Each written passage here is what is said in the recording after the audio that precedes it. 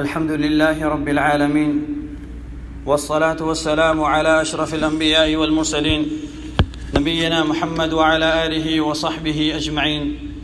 أما بعد، قال الله سبحانه وتعالى: إن عدة الشهور عند الله 12 شهرا في كتاب الله يوم خلق السماوات والأرض منها 4 حرم ذلك الدين القيم فلا تظلموا فيهن أنفسكم. سب تعریفیں اسے رب الکائنات کے لیے ہیں جس نے یہ مہینے پیدا کیے تاکہ ہر مہینے ہم اسی کی عبادت کریں، اس کے ساتھ کسی کو شریک نہ ٹھہرائیں اور نبی کریم صلی اللہ علیہ وسلم کے طریقے کے اوپر چلتے رہیں. درود و سلام ہو امام الانبیاء و خاتم النبیین محمد ابن عبداللہ صلوات ربی وسلام علیہ پر، جن کو اللہ تعالیٰ نے رحمت للعالمین بنا کے بھیجا. اللہ کی رحمت ہو ازواج مطہرات امہات المؤمنین پر، اصحاب پر، اولاد پر اور ہر اس شخص پر جو اللہ کے راستے پہ چلتا رہا یہاں تک کہ اس دنیا سے رخصت ہو گیا. میرے عزیز محترم ساتھیوں، اللہ تعالیٰ نے انسانوں کو پیدا کیا، اسی طریقے سے انسانوں کی زندگیاں اللہ تعالیٰ نے مقرر کر دیں. کچھ کی زندگیاں مختصر کیں اور کچھ کی زندگیاں اللہ تعالیٰ نے بہت ساری کیں. کچھ کو تو ایسے ہی کہ وہ اپنی ماؤں کے پیٹ میں ہی ہوتے ہیں اور اس دنیا سے چلے جاتے ہیں، اور کچھ ولادت کے وقت اور کچھ چند لمحات اس دنیا میں بسر کرتے ہیں.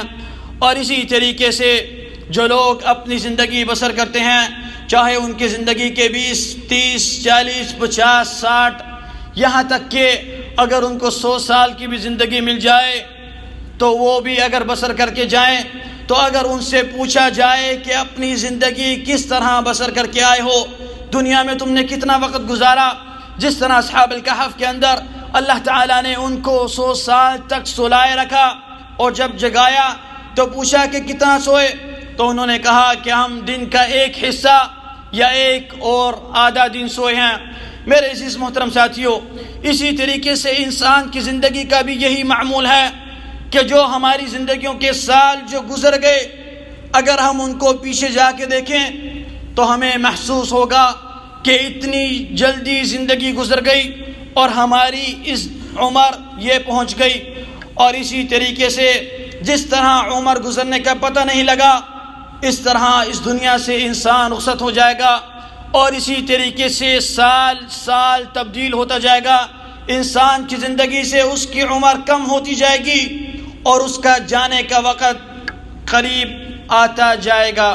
میرے عزیز محترم ساتھیوں، اسی طریقے سے یہ نیا سال جو انسان کی زندگی میں پھر آیا، انسان کو اس میں خوشی یا مبارک بات نہیں بلکہ اس کو یہ سوچنا چاہیے کہ اس کی زندگی سے ایک اور سال کم ہو گیا، اور پھر اس کو اس کا محاسبہ کرنا چاہیے، اپنا حساب خود لینا چاہیے کہ اس سال کے اندر میں نے کتنے اعمال ایسے کیے جس سے میں اللہ کے قریب ہو گیا اور کتنے اعمال ایسے کیے جس سے میں اللہ سے دور ہو گیا. میرے عزیز محترم ساتھیوں، عمر ابن الخطاب رضی اللہ عنہ فرمایا کرتے تھے: حاسبوا انفسکم قبل ان یحاسبوا وزنوا انفسکم قبل ان توزنوا، کہ اپنا محاسبہ کرو اس سے پہلے کہ تمہارا حساب لیا جائے، اور اسی طریقے سے جو نیکی ہیں اپنی ان کو دیکھو.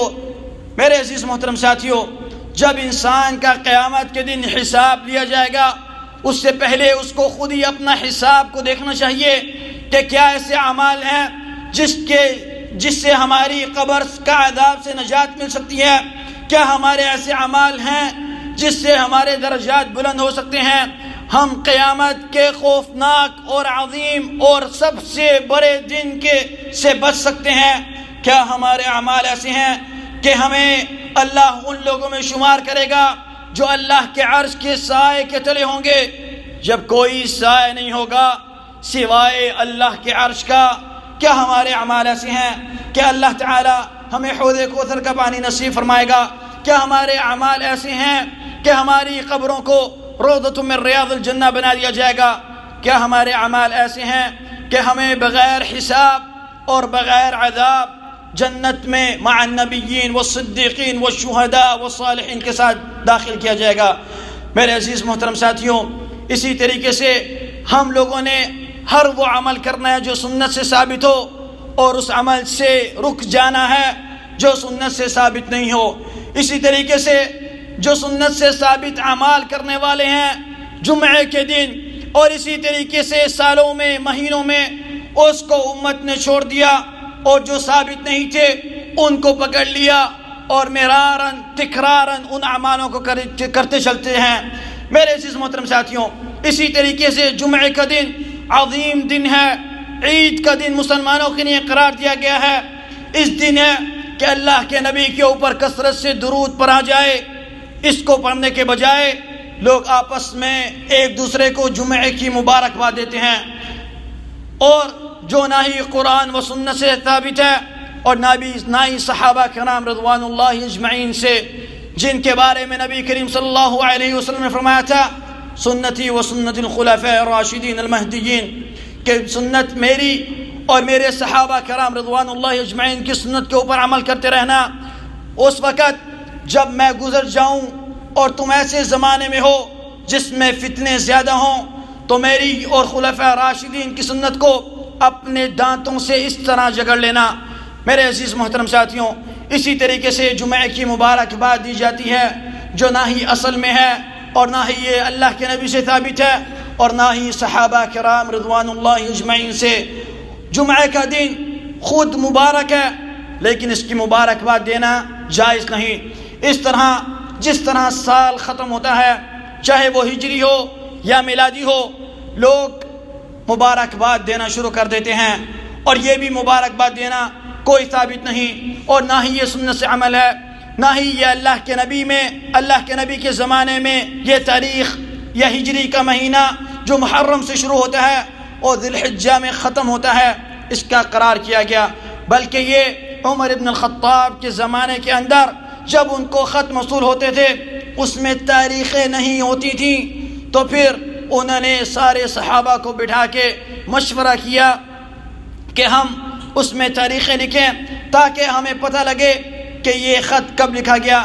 تو کچھ صحابہ نے مشورہ دیا کہ ہم اس کو رومیوں کی طرح کرتے ہیں، کچھ نے کہا کہ نہیں جس طرح فارس کرتے ہیں، اور کچھ نے کہا نہیں کہ جب اللہ کے نبی پیدا ہوئے تب سے ہم تاریخ کا ابتدا کرتے ہیں، اور کچھ نے کہا کہ جب اللہ کے نبی کے اوپر یہ دین نازل ہوا، اور کچھ نے کہا کہ جب اللہ کے نبی ہجرت کر کے گئے۔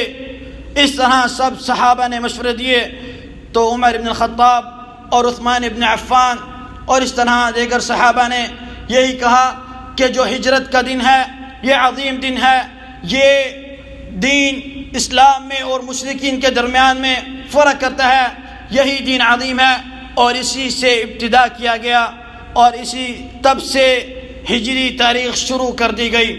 پھر ان میں مشاورت ہوئی کہ کون سے مہینے سے ابتدا کی جائے۔ کچھ نے کہا کہ رمضان کے مہینے سے ابتدا کی جائے، کیونکہ رمضان کا مہینہ عظیم مہینہ ہے، بہترین مہینوں میں ایک مہینہ ہے، اسی مہینے اللہ تعالی نے قرآن کو نازل کیا۔ کچھ نے کہا کہ ربیع الاول کا مہینہ، کیونکہ آپ صلی اللہ علیہ وسلم اسی مہینے ہجرت کر کے گئے، اور اسی طریقے سے سب نے الگ الگ مشورے دیے۔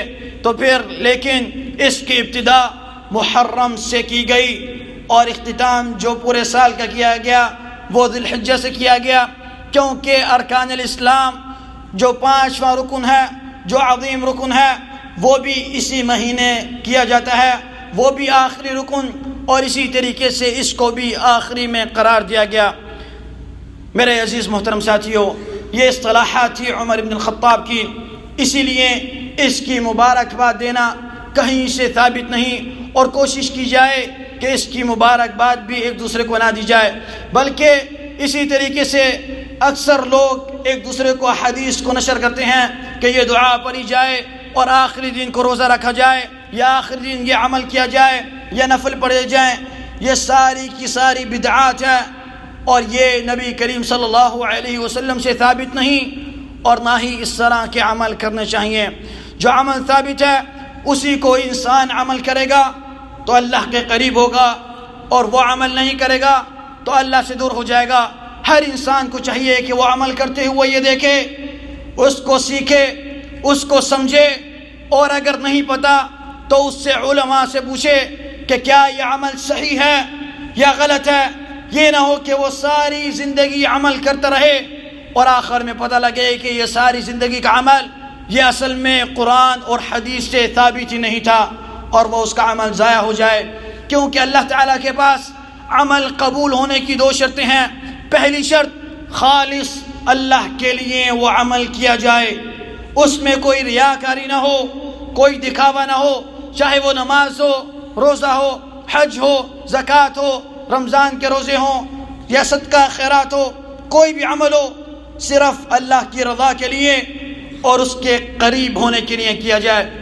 دوسری شرط کہ وہ نبی کریم صلی اللہ علیہ وسلم کے طریقے کے اوپر ہو۔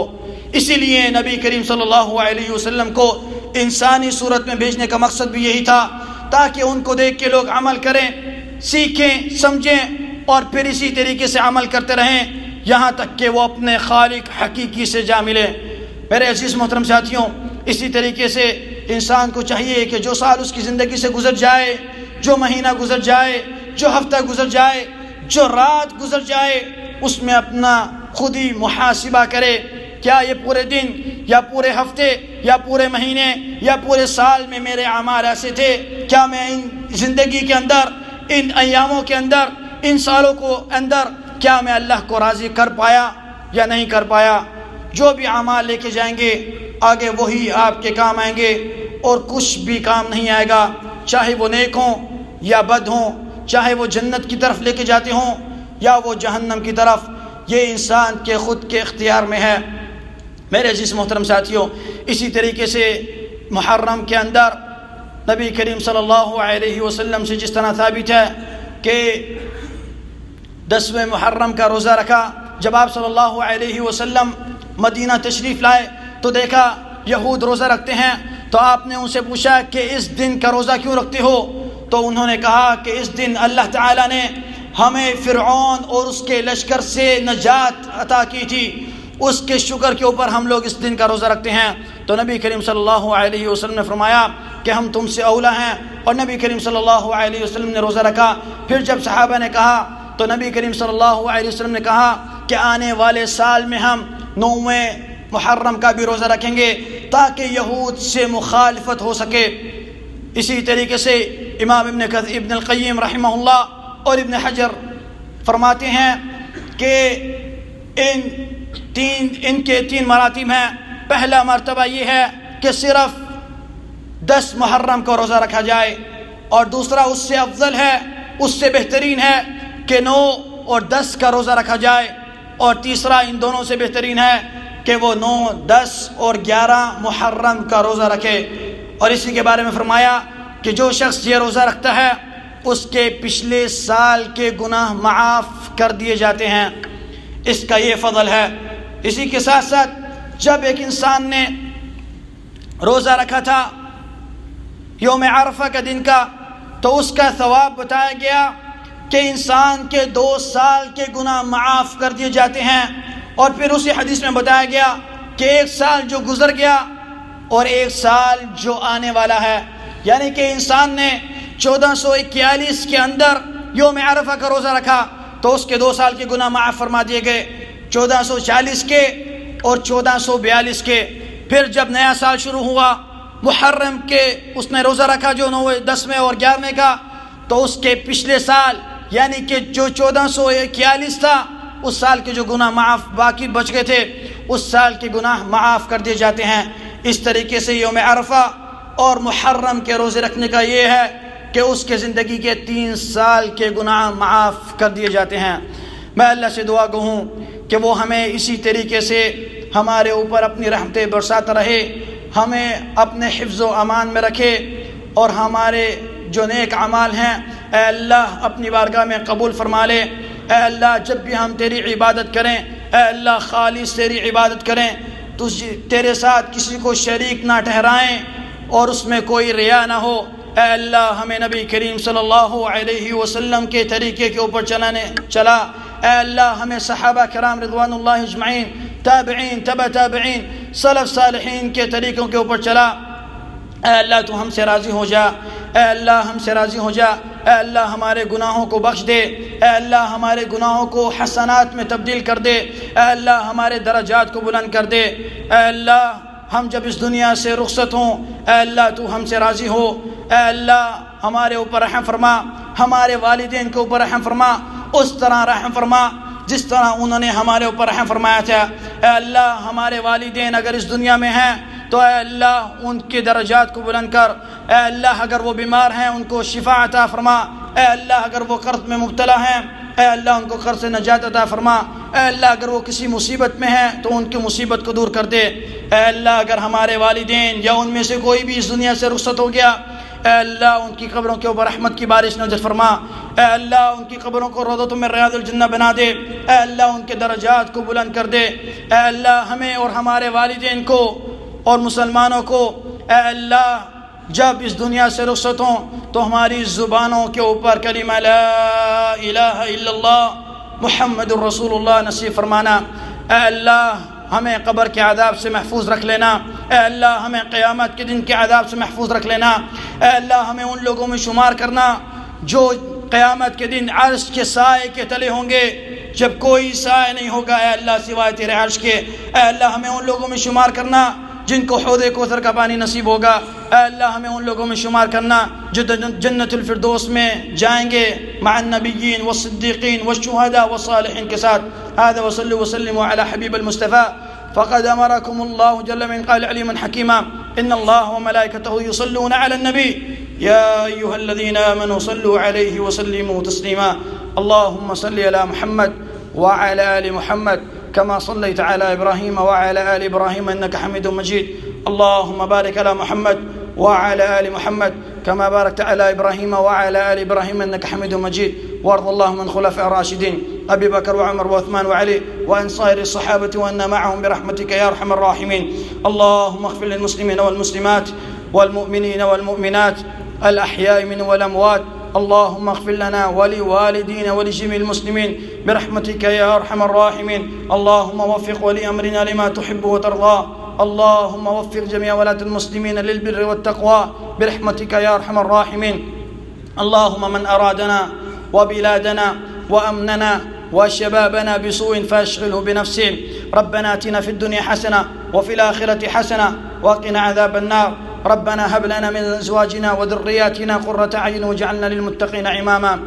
عباد الله إن الله يأمر بالعدل والإحسان وإيتاء ذي القربى وينهى عن الفحشاء والمنكر والبغي يعظكم لعلكم تذكرون.